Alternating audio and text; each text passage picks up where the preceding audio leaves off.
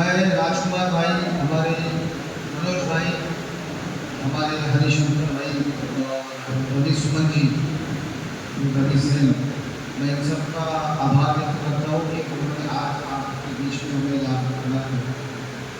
इनकी समस्या आज के तारीख में सभी को है। ये देश पूरा की पूरा 90% लोगों के ऊपर कर्जे की गर्दन में फंसे हुए, तो उसमें से निकलने के लिए लोग भाग रहे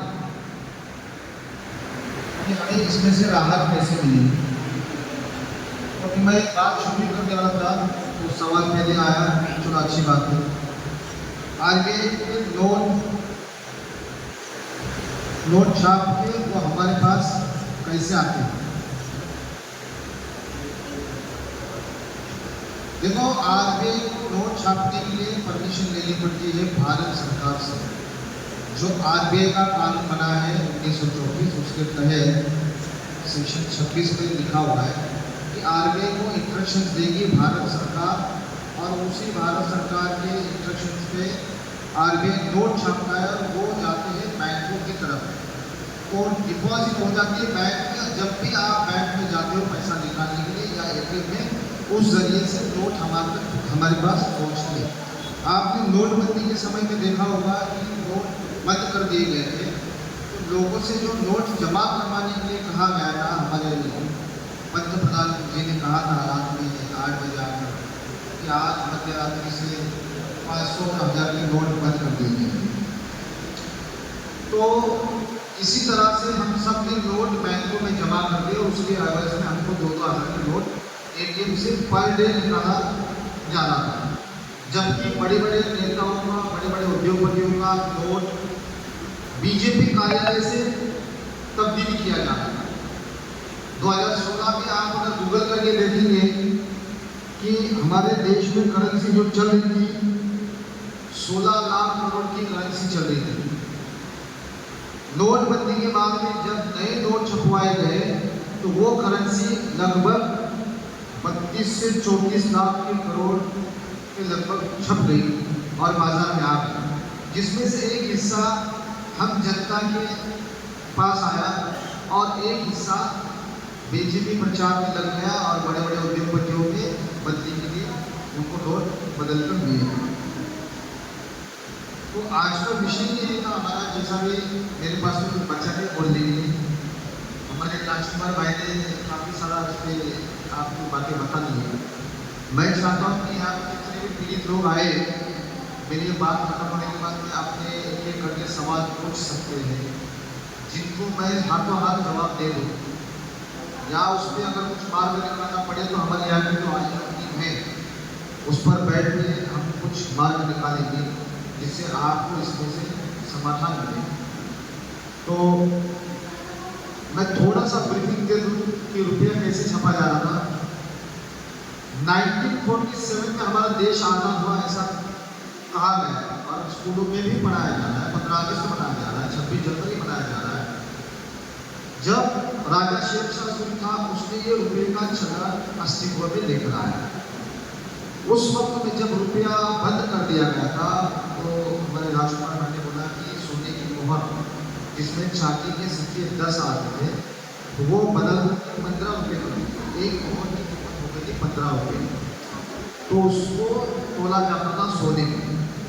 और एक तोला सोना आज के डेट में 1 ग्राम का 10 ग्राम नहीं 11.66 मिलीग्राम को एक तोला कहा जाता है आज भी वही। मगर आज सोना की दुकान में जाते हैं, ज्वेलर शॉप में जाते हैं तो वहाँ बताते हैं कि एक तोला सोने का भाव क्या है, 10 ग्राम जो भी दिखाता है, तो हम समझते हैं एक तोले का भाव यही, जबकि ऐसा नहीं। एक तोले का भाव मतलब 11.66 मिलीग्राम सोना। तो वो सोना उतना रिजर्व बैंक अपने पास गिरवी रखता था और उसके बदले में नोट छपवाता था। तो जो नोट आए जाते हैं मार्केट में उस पर क्लियरली लिखा हुआ है कि आपका रुपया हमारे पास गिरवी है, ये कहीं चोरी ना हो जाए इसके लिए हमें कागज की पर्ची आप तक दे रहे हैं, जिससे आप इससे आदान प्रदान कर सकते हो। जब चाहे आपको जरूरत पड़े तो आपके मांगे जाने पर हम आपको अपना रुपया वापस करें। इस तरह का एक एप्टीट्यूड भी उस नोट पर आता है। आपने देखा हर के पास भी नोट होगा, जिस पर लिखा है मैं धारक को XYZ अमाउंट अदा करने का वचन दे रहा हूँ। ये अभी एट प्रेजेंट एफिडेविट सब नोटों पे आ रहा है। जबकि 1969 में देश का लीज एग्रीमेंट खत्म हुआ। 1972 में लीज एग्रीमेंट सॉरी 1972 में लैंड यूनियन में क्लियरली क्रोनोलॉजिक टेबल में मेंशन किया गया है। उसमें आप देखेंगे कि 1870 से लेके 1969 तक भारत को लीज पर दिया गया था, जिसमें लीज खत्म होने के बाद में इन्होंने वो नोट के ऊपर जो एफिडेविट आता था उसको चेंज कर दिया। जो अभी एफिडेविट आ रहा है आपके पास, वो यही एफिडेविट है जो चेंज कर दिया गया है, जिससे आपका स्टैंडर्ड खत्म कर दिया रुपये का। आपको रुपये मायने जाने पर रुपये नहीं मिलेगा, वही कागज़ के टुकड़े, वही कागज़ के नोट, वही कागज़ की पर्ची आपको थमा दिया जाएगा। जबकि 1969 से पहले उसमें एफिडेविट आता था कि I promise to pay the bearer और demand the sum of XYZ rupees at any office of issue और demand at any office of issue. इसको हटा दिया गया क्योंकि एफिडेविट को बदलना है। अभी आप देख सकते हैं एडवोकेट चलेंगे, आप पूछ सकते हैं एफिडेविट बदलना बहुत बड़ा जुर्म है, 10 साल की उसको सजा है। तो ये हम जनता से छुपा करके पीछे सब षड्यंत्र कर रहे हैं, जिससे जनता को पता ही नहीं कि असल में हमारी लड़ाई क्या है, हमने लड़ना किस दिशा में, जाना किस दिशा में, चलना किस दिशा में। तो हमें कोई राह नहीं मिल रही, रास्ता नहीं मिल रहा है। इसीलिए कुछ संगठन काम कर रहे हैं। अब मैं नाम नहीं लूँगा, बहुत से संगठन कर सकते हैं, आध्यात्मिक भी काम कर रहे हैं। उन्हीं का एक हिस्सा मैं भी बन चुका हूँ। तो मैंने देखा कि आज लोगों को समाधान नहीं मिल रहा है। मेरी कोशिश यही रही हमेशा, मैं लोगों को समाधान तक ले जाऊँ।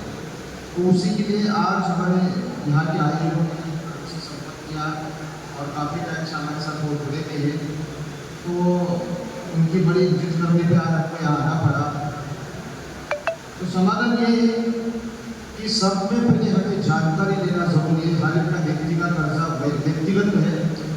आपके मसले पे हम आप तक खड़े नहीं हो सकते। वहाँ पे जितना हो सके उतना कागजी कार्रवाई में हम आपको मदद करेंगे। जो जो चीज़ आपको लगेगी, मैं नोटिस भेज रहे आपको समझ या हमसे पूछिए, हम आपको उसका जवाब दे देंगे। लिखित में चाहिए, लिखित में नहीं देंगे, आप लिखवा सकते हो, आप खुद लिख लो, कोई इशू नहीं है।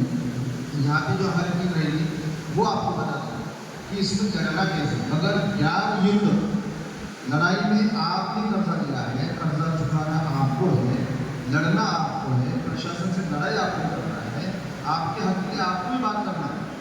संगठन तो आपकी एक ताकत रख के आपके साथ खड़ा रहेगा। जहाँ आपको नहीं समझ में आ रहा है वहाँ हम आपके लिए खड़े रहेंगे। उसके लिए क्या है कि हर एक व्यक्ति ने इसको समझना है जिम्मेदारी से कि भाई हम जो इस लड़ाई में लड़ने जा रहे हैं उसमें हमारा क्या क्या हमें सीखना चाहिए, समझना चाहिए। नोटिस आने के बाद हमें क्या किससे संपर्क करना चाहिए या नोटिस का जवाब क्या देना चाहिए।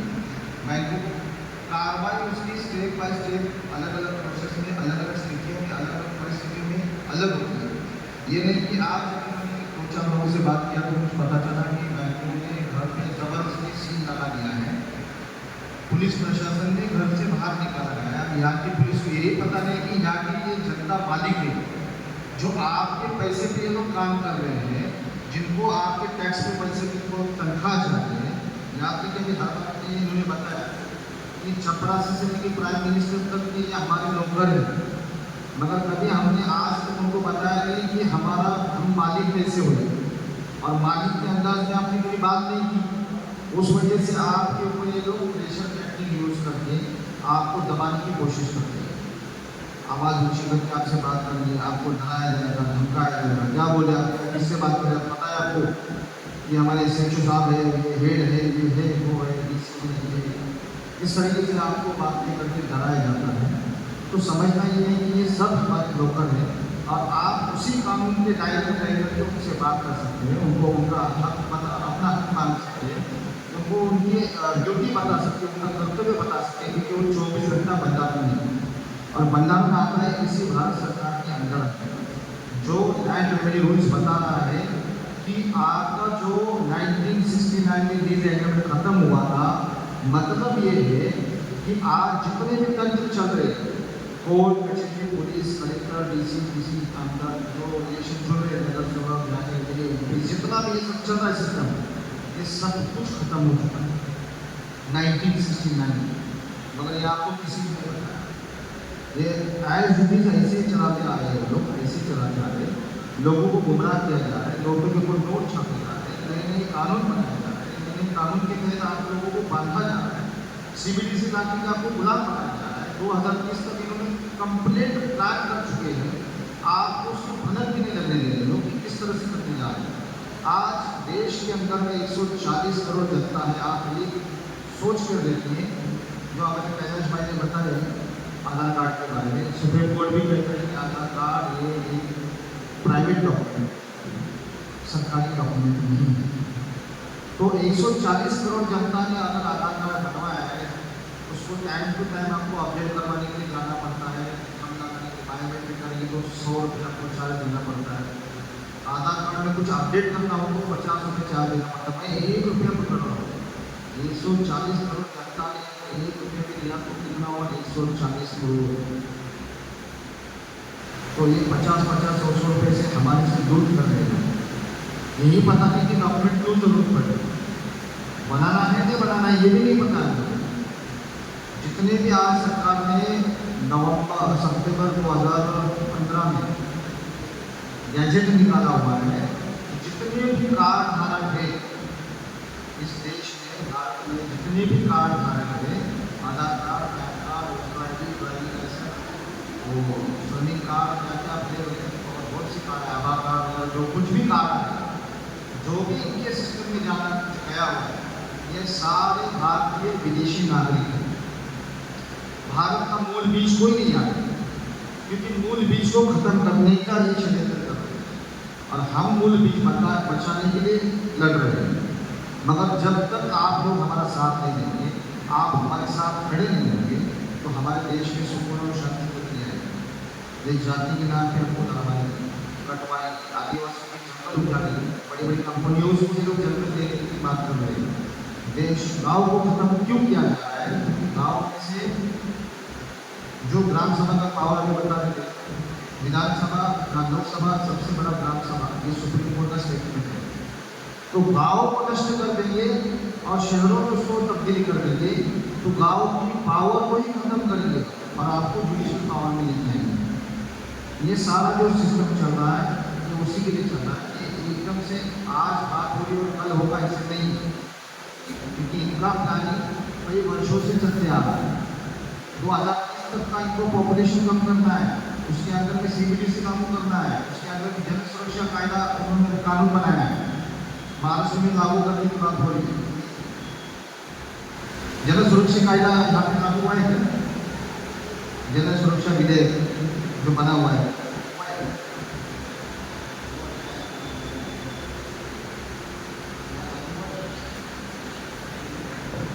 तो महाराष्ट्र में इसका चल रहा है, महाराष्ट्र में हुआ है।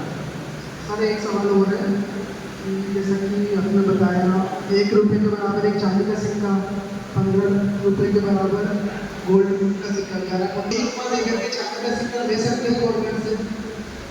वो बोलेंगे कि हम 2011 में पॉलिसी खत्म कर दिया तो आपको चांदी का सिक्का नहीं देंगे, वो यही बोलेंगे कि यही रुपया है। जो कांग्रेस बनाते रहे उसमें तो उसको एक चांदी के सिक्के को 1 रुपया काउंट करते हैं, ये बात सही है। तो देने में तो एक चांदी का सिक्का बराबर 1 रुपया, और देने की बारी आई तो फिर वैल्यू नहीं होता है। क्योंकि हम जो करते हैं हम उस ज़्यादा हम असली को असली रुपये में माना जाता है, क्योंकि ये लोग छापने का काम कर रहे हैं कागज़ की पर्चियाँ, और हम जब मेहनत करके धन कमाते हैं उसी को बैंक में जमा करते हैं, वो है असली धन हमारा।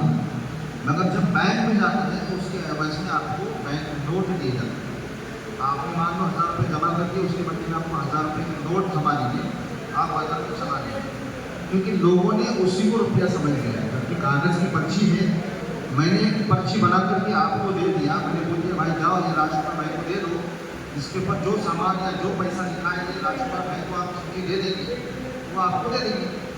ये मैंने वचन पत्र आपको दिया है, आप जैसे राजकुमार भाई के पास जाएंगे ये वचन पत्र उनको देंगे, तो जो चीज़ इस पर लिखी है वो आपको दे देगी, इसमें आपसे कोई पैसा नहीं मांगा जाएगा, क्योंकि इसमें